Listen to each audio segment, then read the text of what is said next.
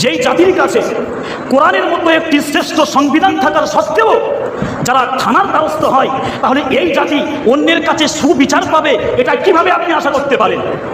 কোরআনের এই সংবিধানকে লঙ্ঘন করবে আর অন্যরা তোমার উপরে সুবিচার করবে, এটা তো হতেই পারে না। কোরআনের সংবিধানকে, আইনকে লঙ্ঘন করলে অন্যরা আপনার উপরে অবিচার করবে, অন্যায় করবে, এটা হলো স্বাভাবিক একটা ব্যাপার। তাহলে দেশের কাছে, দিনের কাছে, রাষ্ট্রীয় নেতাদের কাছে, আল্লাহর কাছে একজন ভালো মানুষ হওয়ার জন্য এটা নির্ভর করে কোরআনের উপরে, যদি আমরা কোরআনকে ঠিকমতো কাজে লাগাতে পারি। কিন্তু দুঃখ আফসোসের কথা হলো, কোরআনের আইনকে সব জায়গায় আমরা কাজে লাগাই না। কোরআনের আইন আমরা গ্রহণ করি কখন?